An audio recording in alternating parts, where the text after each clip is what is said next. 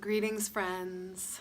This is Monique Trinity Rose, and I am here today to speak to you about something that is very near and dear to my heart, which is ritual.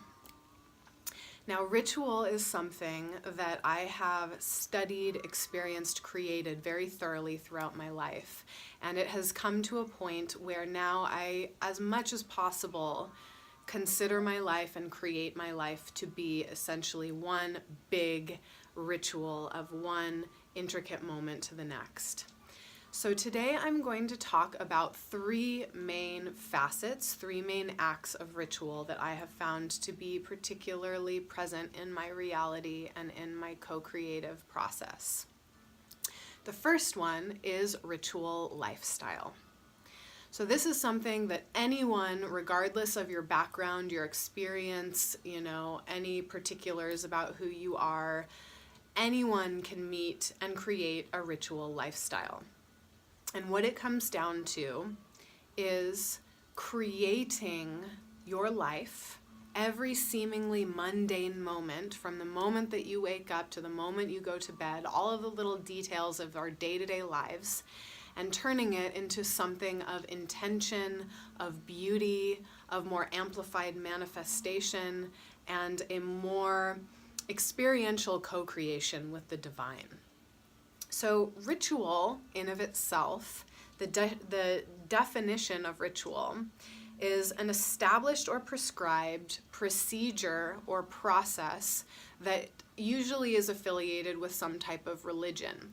But in this context, we are now stepping into a new place in human history where we don't even necessarily need a prescribed religion. We can have it, but we don't necessarily need it in order to connect with the divine, which is really exciting. We're starting to realize through science, through communication with each other, that the divine is something that lives eternally within us, and that we don't need any particular structure, any other people, any institution, any particular temple to connect us to the divine. It's something that we can just plug straight into and experience every moment of our lives if we get to that level of vibratory consciousness.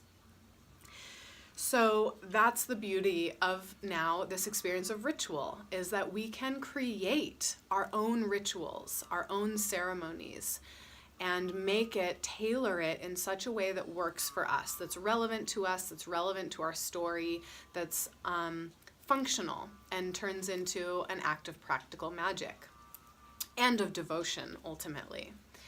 So again, in this ritual lifestyle, we can take that procedure that is essentially a ritual, a spirituality-based prescribed procedure that we do in repeat in order to create a specific amplified frequency. So this can be done with anything. And that's what ritual lifestyle is really applying this to every little thing that we do, ultimately. So from the moment we wake up in the morning, what is our morning ritual? How do we wake up? What are the first things we do? Bringing more consciousness, more intention into that, setting the field for how our day is going to go by having that conscious process be the first thing that we do. Not picking up our phone, not allowing ourselves to wake up and regurgitate some negative thought patterns that have been recurring and essentially orchestrating our lives, but to create a new pattern, a new positive, affirming, forward-moving process that we can do that sets our day in the right direction. So this can be a mantra, this can be an affirmation, this can be simple breath work, this can be 5 minutes of yoga, this can be journaling our dream time, this can be lighting a certain candle and doing some prayer work. So the first thing to start in terms of ritual lifestyle, I feel, is a morning ritual and an evening ritual. How are we starting and ending our days? And then within that, then it can start to weed through the rest of our day. And how are we creating our teas? How are we eating? How are we actually making our food? How are we consuming our food? How are we driving our cars? How are we doing our gardening? Whatever it is you do in your life, bringing consciousness, intention, there's my baby, I don't know if you can hear, even in how we parent. So how we're parenting, how we're responding to our children when they get upset, when something's going on, bringing a procedure into that, which sometimes can help us stay anchored in a higher vibration versus just defaulting into a negative pattern that's going to downward spiral us into more negative thoughts, more heavy feelings, and then ultimately projecting that heaviness out onto the world, onto our children, our spouse, our friends, our community. So this is really an act of service, not only to ourselves, but to our communities, our families, and the entire world, bringing that level of consciousness into the field. So how you can do this, and first I'm just going to take a moment and talk about the basic steps of creating a ritual. And then I'll talk about the final two aspects that ritual can show up. So you can begin a ritual by doing a basic opening invocation, a purification or a consecration, which is usually done with some type of elemental tools. So here I have an example of a very basic elemental altar. I have, to represent air, I have some Palo Santo and some sage that you can burn. You can use a feather fan, a feather wand, in order to smudge and purify and clear a space. We have also, just going to take a moment with that. We have also our water represented,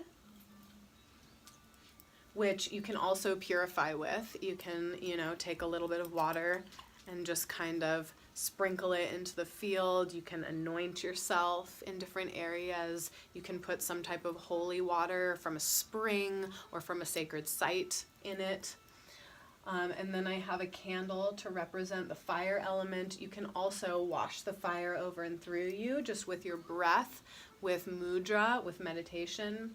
And then I have this beautiful crystal representing the earth element, which you can, of course, use with crystal magic. And there's a whole video could be said about any of these pieces, but I'm just going to kind of blast through it.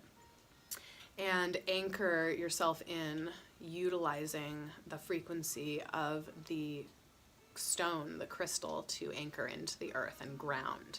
So grounding, purification, consecration, a blessing, an amplification of the field. And then once you've sort of established the field, you've grounded yourself, you've purified, you've taken some breaths and opened up the space, you've allowed your mind to soften and expand, then can be the ritual itself. Then you do whatever it is that you're doing with mindfulness, weaving prayer into it.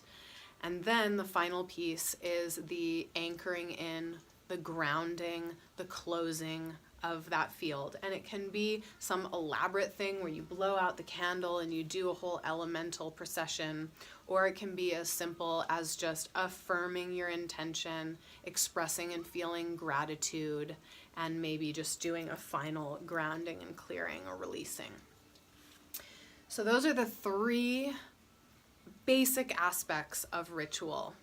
And again, it can be as complex or as simple as is relevant for whatever it is that you're doing and whatever amount of time you have to do it.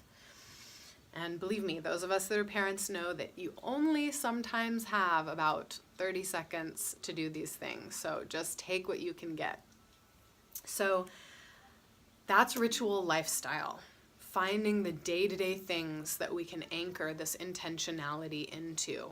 And you can start doing that by, like I said, creating a morning and an evening ritual, and then perhaps doing a little meditation on where are the areas in your life where you have the ability to create more intentionality in what you're doing.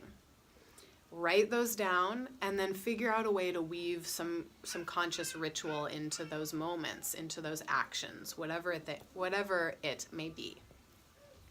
So the final two pieces about ritual that I'm going to discuss are, we just talked about ritual lifestyle, which is a very day-to-day activity that anyone can do. The next one is ritual adornment. Now, I did a whole other video talking about this one, but I'm just going to bullet point it here. So ritual lifestyle is how we relate to the world. It is interfacing with our actions in the world, with creating our environment, creating our homes, creating temples, how we're essentially in action in the world.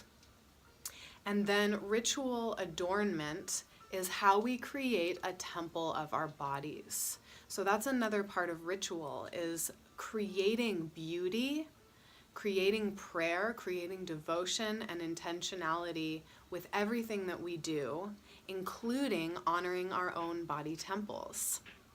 So this is turning sort of this more vanity-based aspect of doing, making sure that your hair and makeup is done perfectly so that the outer world can receive you in a certain way. And we're flipping that on its head.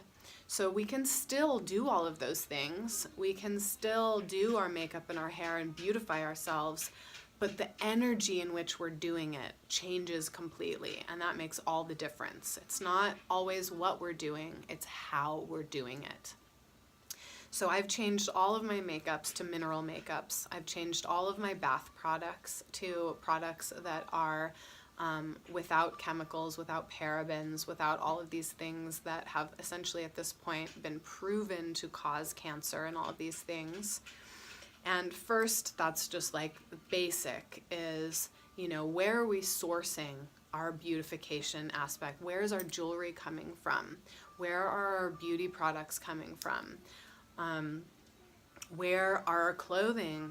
Where's our clothing coming from? Is it, made perhaps out of synthetic materials coming from a factory somewhere where there's not fair trade happening? Or is it coming from a place where there's organically grown materials with fair trade artisans creating the products? And this is something that we can all get better and better in, how we're integrating this awareness into our lives, because it can be really, really easy to just drop into oh, well, this is easy and accessible. And sometimes that's okay. Sometimes that's the path of least resistance.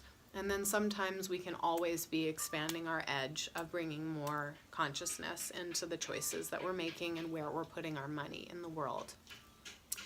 So beyond that, then once we are doing the actual act of doing our makeup, of doing our hair, of bathing ourselves, of getting dressed, of beautifying ourselves, this can be done with an act of reverence and devotion. We can act almost from a third-party perspective, as if we are offering prasad, we are offering onto the altar of a muerti. So as if you were honoring a statue of Kuan Yin, or of Tara, or of Mama Gaia, or whatever it is, or of, Mary Magdalene, whatever it is that is your archetypal deity energy, we can do that with ourselves and with our own body temples. So as we are applying our makeup, we're doing it with gentleness, with kindness. We are allowing positive, life-affirming thoughts to flow through us around affirming our beauty, affirming our worth, affirming our strength, with our imperfections and all, right? So regardless of if we have wrinkles, if we have bags under our eyes, if we have scars, whatever it may be, allowing ourselves to implement ritual, to maybe light a candle, to take some deep breaths, to say mantras in our mind or with our voice of why we're doing what we're doing, of how we're choosing to show up, of how much we honor and revere ourselves and our sacred body temples.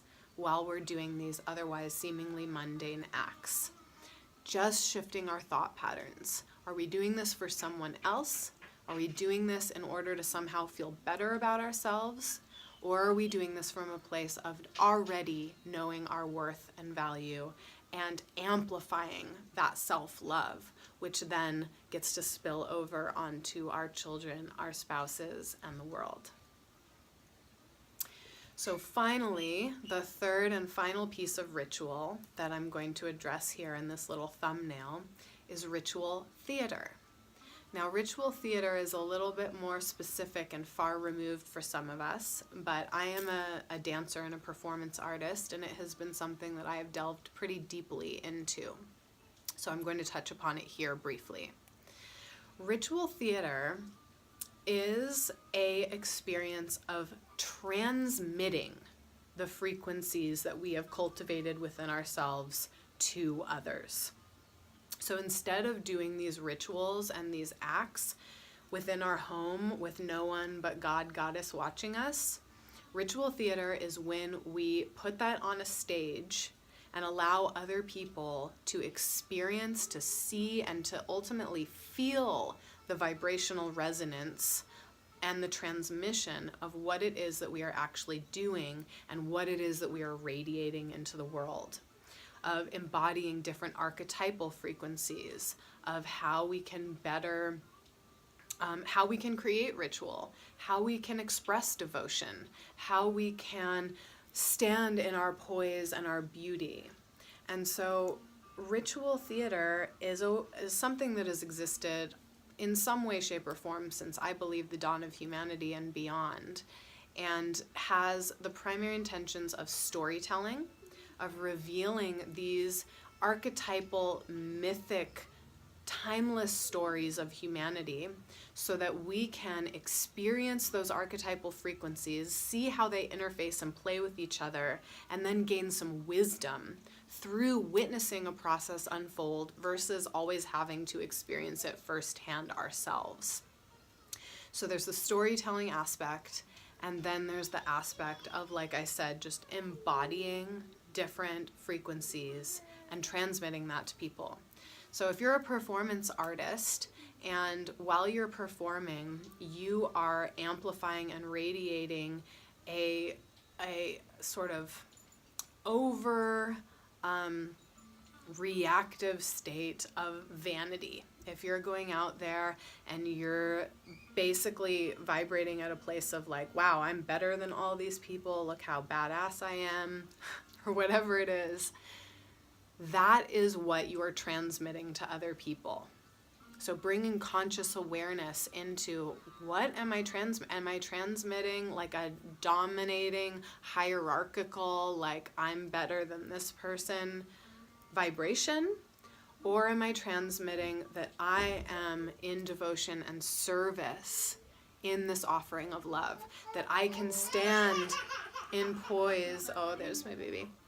That I can stand in poise and regality and in grace without having any type of hierarchy enforced upon the field. So I can stand and I can be in that place of beauty and in my fullest state, but emanate a different frequency within that. And within that, a transmission happens. The people in the room experience and feel that. This has been something that has happened in my performance art since the time that I was a child. Without even knowing it, transmitting a frequency that dips people into a place within themselves that they have been alienated from.